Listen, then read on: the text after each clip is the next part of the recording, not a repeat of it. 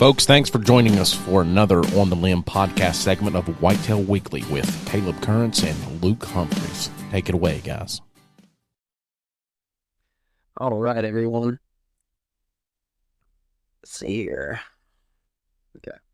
Thanks for the intro, Mike. So we're going to talk about the early season scouting that I like to do. Obviously, we're using Onyx. It's pretty much all we use. Here, I've kind of got some public land pulled up.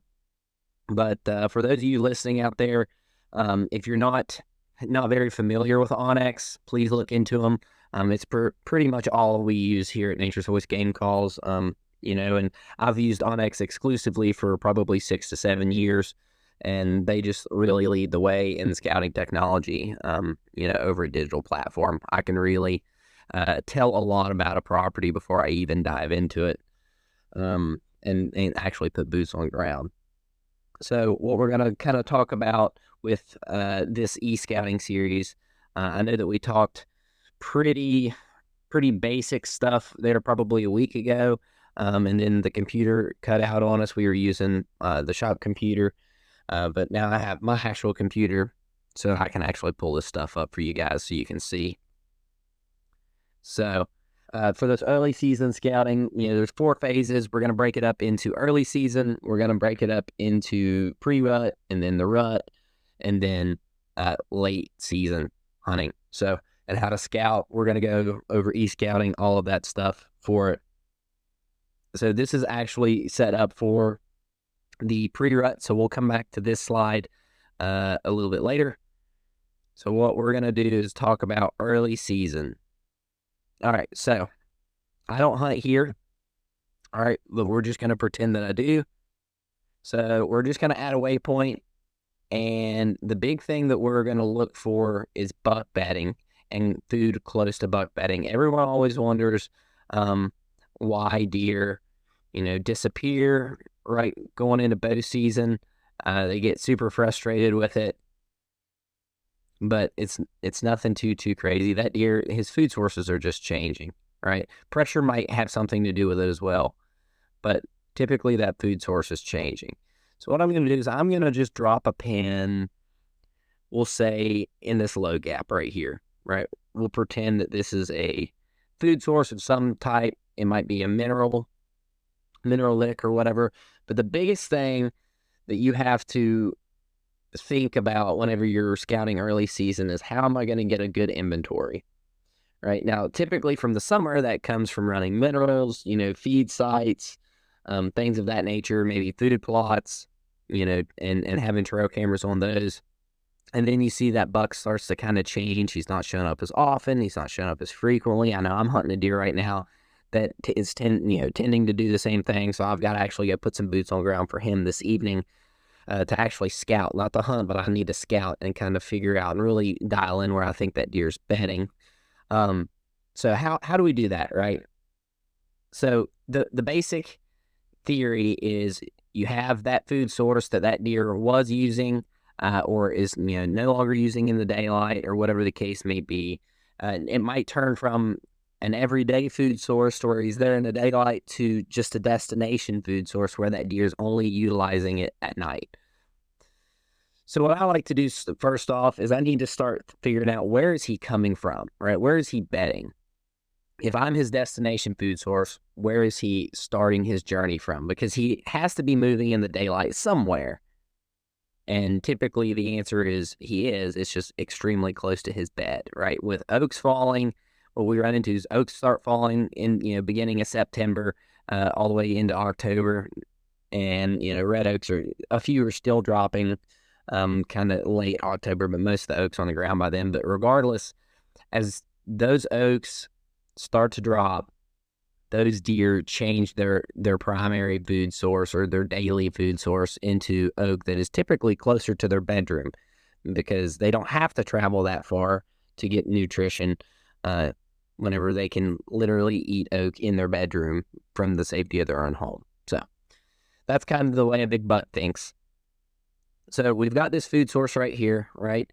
Now we're just going to kind of talk about places where I would start probing cameras, or where I would anticipate a buck to bed. Now, typically the way the wind works and the state of West Virginia and Ohio as well. But really, West Virginia is the wind typically comes from the northwest. All right, so we're just going to draw an arrow from our... Okay, yeah, we're going to draw an arrow for the wind direction right here. Okay, so that's the way the wind's coming. Here's our food source with our stand or whatever. You might be asking yourself, where is this deer coming from? I have no idea. So places I'm going to start looking are leeward hillsides, right? Just naturally, bucks like to bed on leeward hillsides. Typically, depending on access, if access is low, like this road right here, bucks are going to bed typically on the upper third, right? Now, some bucks will bed kind of right over the road, kind of an overlooked spot. Some bucks kind of want to be way out, maybe on one of these points, right? But then again, they've got access from the lake that they may not like. So this is just an example, but think about that, where your access is. Bucks will typically bed a little bit lower and a little bit further out away from roads if they can get it, in some thicker stuff if access is high. But if it's from, low and it's steep country like this, bucks will typically just stick to bed on that upper third. So potential buck beds is the first thing that I'll mark, right? Where do I think the deer's coming from? Where could he be coming from? Where it makes sense, right? Just based off of his bed. So we're just going to mark these pins here with some spots that I am going to walk in and look for buck sign. I'm looking for fresh oak stropping, deer sign in general. It doesn't have to just be buck sign. Right, and what kind of makes sense? Now, this is a very small scale. This is probably only, 1,000 yards, right? But it might be smaller than this. It might be bigger than this, depending on, where you're hunting and what that deer likes to do. So like right here, this buck might be bedding out off the end of this point. Right, now typically, bucks like to bed with the wind at their back. Like I said, there's leeward hillsides. They can smell everything behind them, and that deer likes to look over and see everything in front of him, right? That is his goal. He wants to be able to see everything kind of like this in a fan down below him. So here's where he's bedding. This is what he's seeing, right? And he's got the wind coming over his back this direction so he can smell. So the deer is pretty, he's pretty hard to get to. What you have to do is you have to go and scout and set cameras. And I like to set mock scrapes or set cameras on heavy trail intersections in between where I think he might be bedding and this food source. At this food source, whether it be a feeder, a food plot, whatever, you need to set that camera to video mode. That will tell you a lot more about that deer than you realize. It'll give you a lot better of an azimuth on where he's coming from. So if you use that video mode, and we'll say that we know that he's coming, he's coming from this is in a low gap. He's coming from around this hillside. He's coming from here. All right, so now I have a general direction on how I want to start setting my cameras. So I'm going to start gridding cameras maybe here, maybe here, maybe here, and I'm going to scatter those cameras all the way across through here, maybe one in this low gap, right? I'm going to scatter those cameras, and it doesn't have to be far, right? If you start with, 50 to 100 yards between each camera, that's huge. Because if you link 4 cameras together and you put 50 yards between each of them, you're covering 200 yards. That's a lot of hillside and a lot of hill country that you can cut between you and that whitetail to kind of try and find where he's bedding. So they'll say that we've ran cameras and we know that he's somewhere out on this point, right? We'll say it's one of these 2 beds is kind of what we've narrowed it down to. Well, then I want to think about oaks and what oaks are hitting there, right? So there might be a patch of oaks hitting right on this little point that this deer is using in the daylight, or maybe there's oaks hitting in this small, it's kind of a bowl is what I like to call it, that deer is feeding on. So then you just have to set up access to it. So we'll just say, for this instance, that there are oaks here on this little point.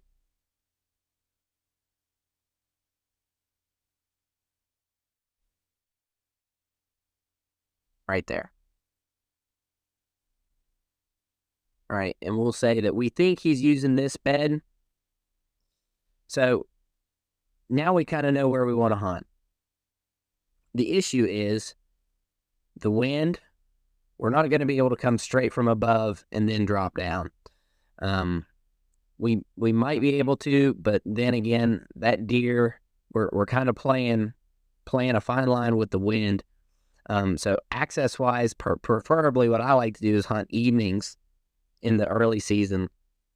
And what I'll try and do is I'll actually slip down this hillside probably to access it, and then come in from here, and then come set right on the edge of this. All right, I want to set up on the bottom side, so that way my thermals are going to drop down into this drain and go out over the lake and over the water, and that deer never really crosses my trail if he stays high. So he can feed through those oaks and hopefully give me an opportunity. So bottom line, guys, those buck trends, they're switching from that summer pattern.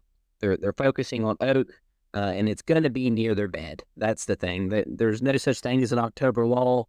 Deer have to feed 5 times a day. It's not like they stop doing that in October. They just feed closer to their bed. So use those cameras, and whenever your food site, your mineral blocks or whatever the case may be, whenever that turns into a destination food source and that deer starts showing up at 11 o'clock and midnight instead of 5 p.m. and 8 a.m. or whatever, that's when I start dialing it back. Go find where that buck's bedding, work, and just grid cameras out, and then set up on oak as close as you can to it, right? And then watch your access, watch your wind, be careful when you'll get them killed.